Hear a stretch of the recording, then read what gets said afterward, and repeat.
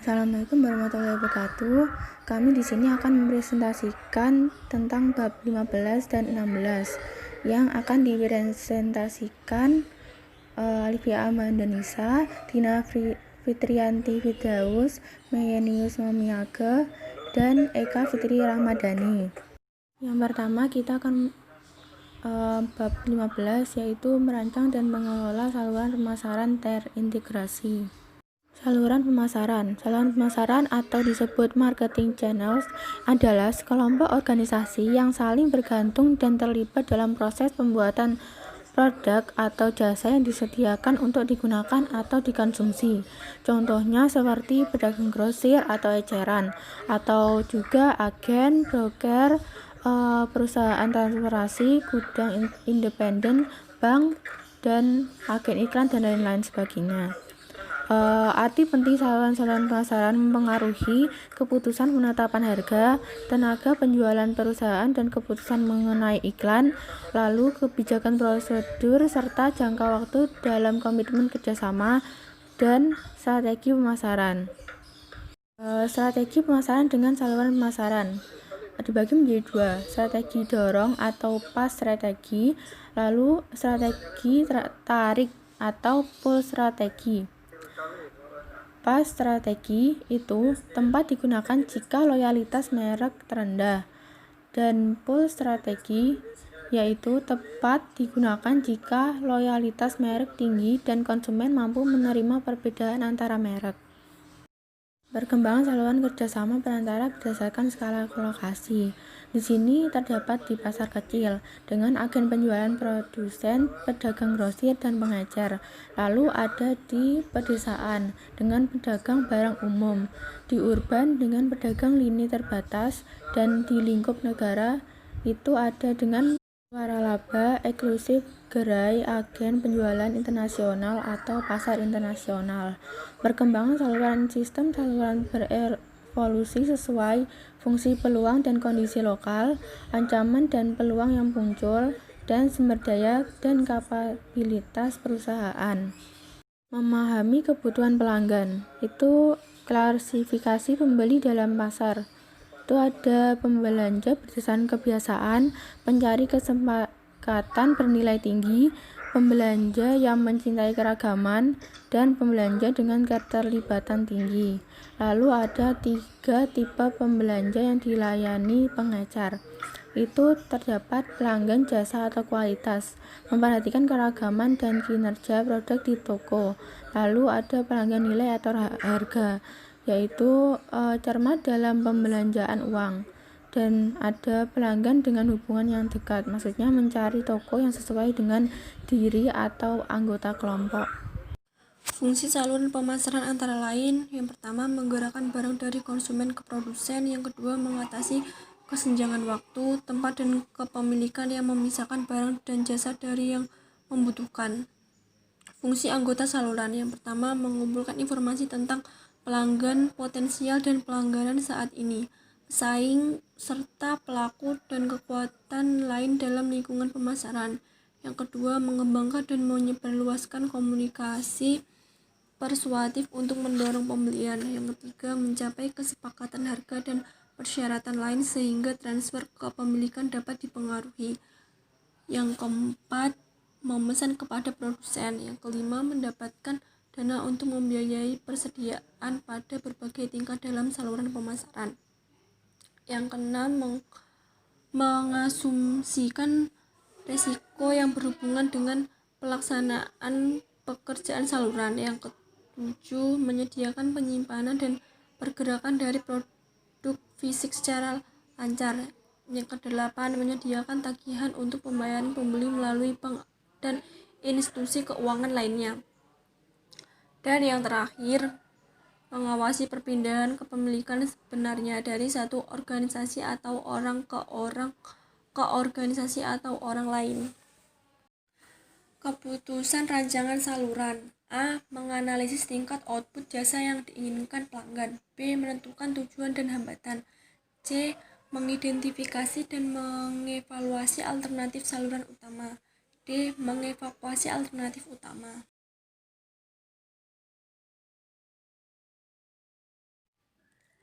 eceran meliputi semua kegiatan yang tercakup dalam penjualan barang atau jasa langsung kepada konsumen akhir untuk penggunaan pribadi dan non-bisnis. Pengecer atau toko eceran adalah setiap usaha bisnis yang volume penjualannya terutama berasal dari eceran. Jenis-jenis pengecer. Yang pertama, toko barang khusus. Yang kedua, toko serba ada. Yang ketiga, pasar swalayan. Yang keempat, toko convenience. Yang kelima, toko diskon. Yang keenam, pengecer potongan harga toko besar. Dan yang terakhir, ruang pameran katalog. Tahap-tahapan pertumbuhan pengecer. Yang pertama, tingkat layanan. Ada swalayan, swapilih, layanan terbatas, layanan lengkap. Yang kedua, eceran non-toko. Ada penjualan langsung, pemasaran langsung, penjajahan otomatis, dan jasa pembelian. Yang ketiga, eceran korporat. Ada toko-toko jaringan korporat, jaringan sukarela, koperasi pengecer, koperasi konsumen, waralaba, dan konglomerat perdagangan. Untuk mendapatkan keberhasilan.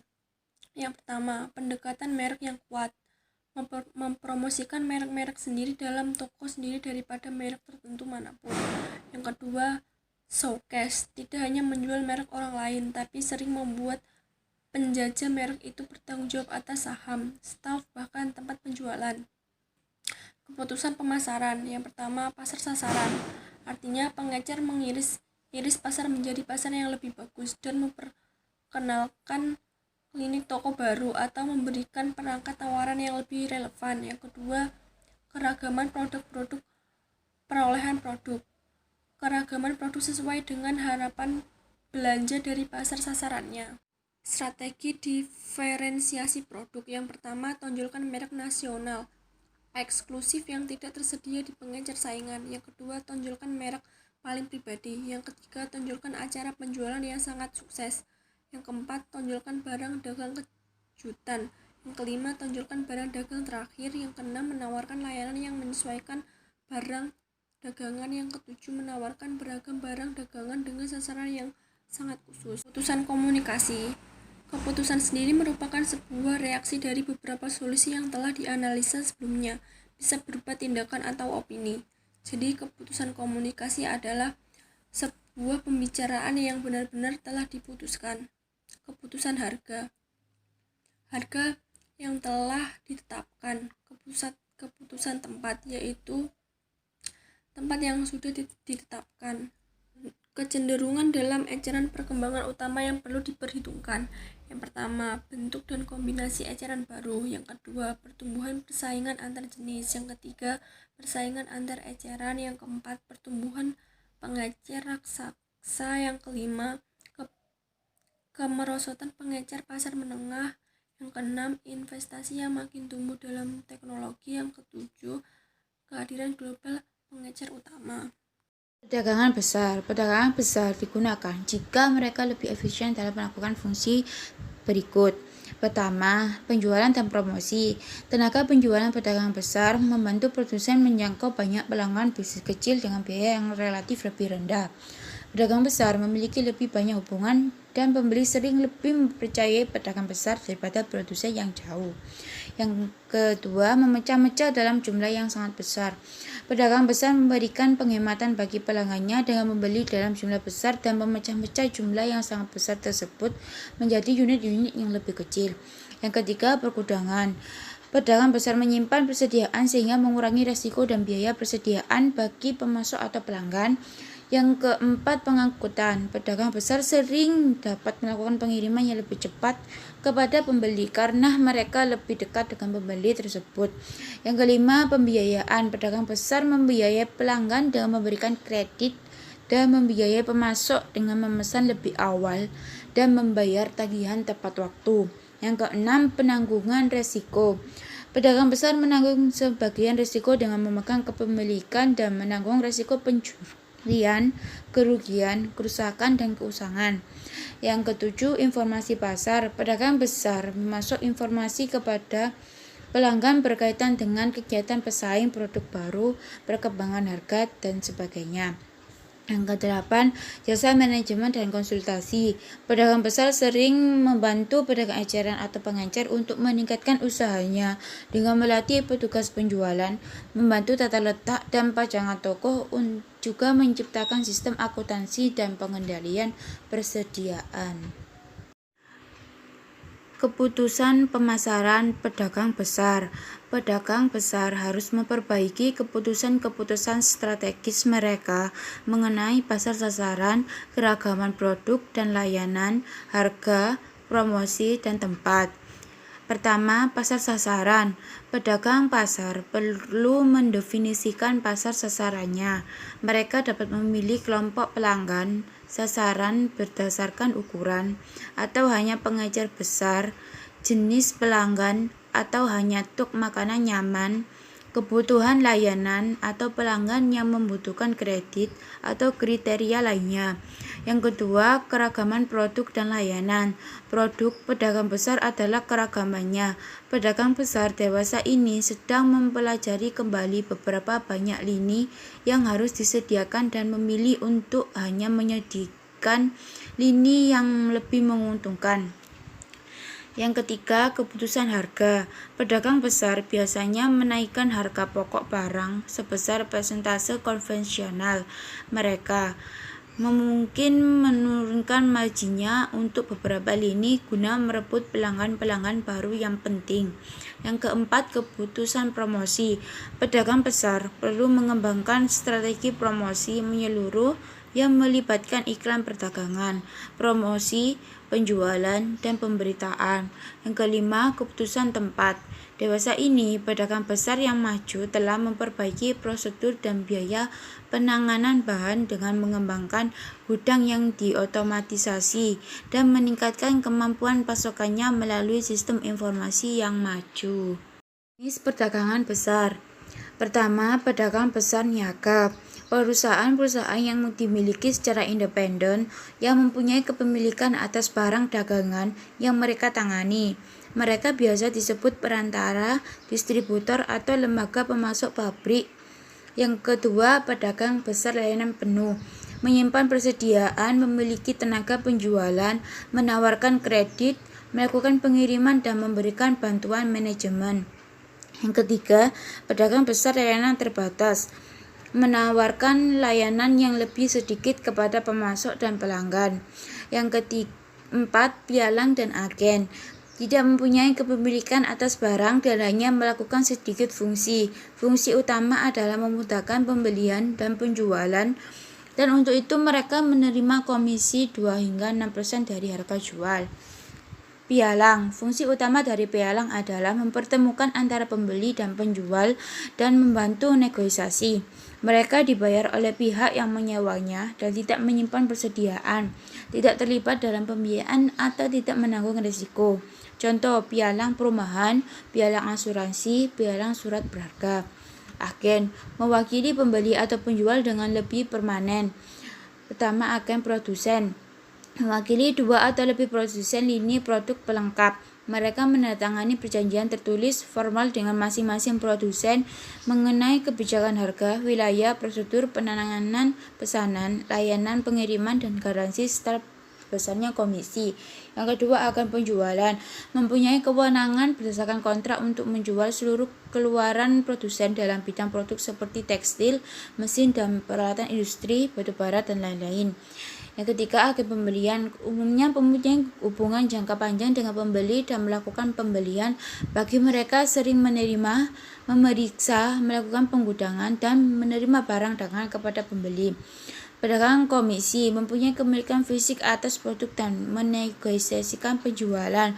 Yang kelima, cabang dan kantor produsen. Usaha perdagangan besar yang dilakukan sendiri oleh penjual atau pembeli, alih-alih melalui perdagangan besar independen.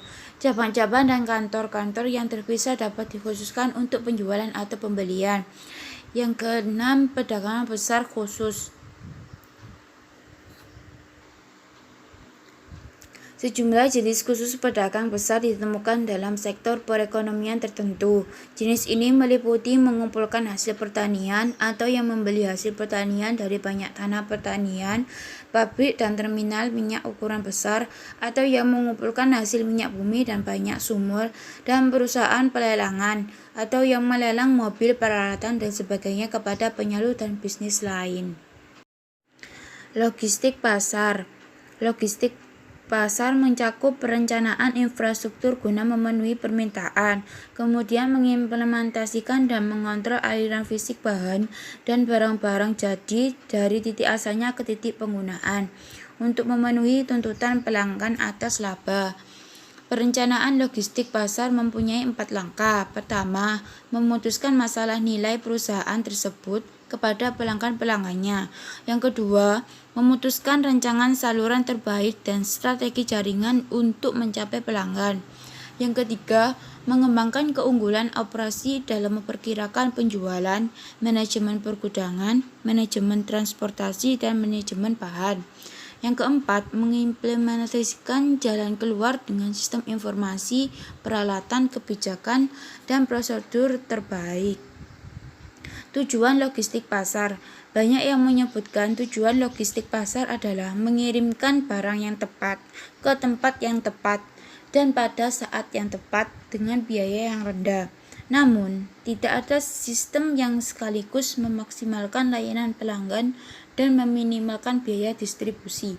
Layanan pelanggan yang maksimum menyiratkan persediaan yang besar, transportasi yang sangat mahal, dan gudang yang banyak, yang semuanya menaikkan biaya logistik pasar. Suatu perusahaan tidak dapat mencapai efisiensi logistik pasar dengan meminta masing-masing manajer logistik pasar meminimalkan biaya logistiknya sendiri. Biaya logistik pasar saling berinteraksi dan sering saling terkait secara negatif. Kegiatan logistik pasar melibatkan keseimbangan yang kuat. Keputusan harus diambil untuk seluruh sistem, mempelajari apa yang dituntut pelanggan dan apa yang ditawarkan pesaing. Mengingat tujuan-tujuan logistik pasar tersebut, perusahaan harus merancang sistem yang akan meminimalkan biaya untuk mencapai tujuan tersebut. Masing-masing sistem logistik pasar yang memungkinkan akan mengakibatkan biaya berikut.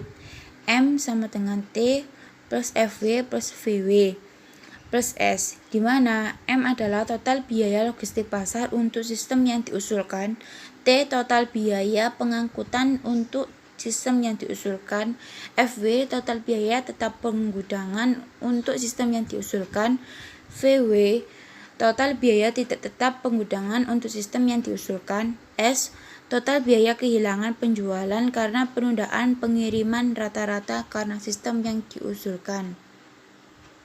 Keputusan logistik pasar. Pertama, bagaimana sebaiknya pesanan ditangani? Pemrosesan pesanan. Siklus ini mencakup banyak tahap yang meliputi pengiriman pesanan oleh wiraniaga, pemasukan pesanan dan pemeriksaan kredit pelanggan, penjadwalan persediaan dan penerimaan pembayaran. Perusahaan perlu menyiapkan kriteria yang sempurna agar tidak adanya kekecewaan terhadap para pelanggan. Kecepatan pemrosesan akan menyebabkan kepuasan pada pelanggan. Yang kedua, di mana sebaiknya persediaan sebaiknya ditempatkan. Penggudangan. Fungsi penyimpanan membantu mengatasi perbedaan antara produksi dan jumlah yang diinginkan pasar. Perusahaan tersebut harus memutuskan jumlah lokasi penyimpanan persediaan. Gudang penyimpanan menyimpan barang untuk kurun waktu menengah hingga panjang. Gudang distribusi menerima barang dari berbagai pabrik, perusahaan, dan pemasok dan mengeluarkannya secepat mungkin. Beberapa gudang sekarang melakukan beberapa kegiatan yang sebelumnya dikerjakan di pabrik. Kegiatan ini meliputi perakitan, pengemasan, dan pembuatan pameran promosi.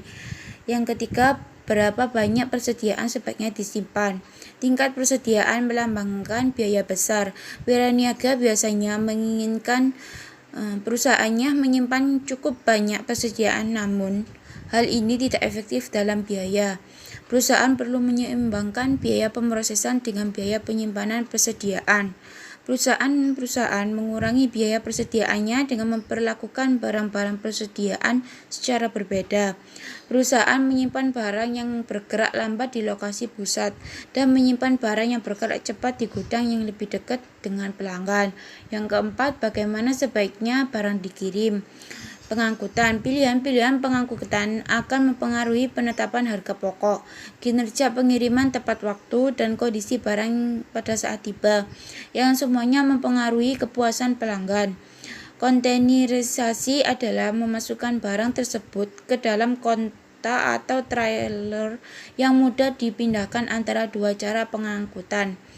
Dalam pengangkutan, pengirim dapat memilih angkutan pribadi, kontrak, dan umum. Strategi logistik pasar harus berasal dari strategi bisnis, bukan semata-mata dari pertimbangan biaya.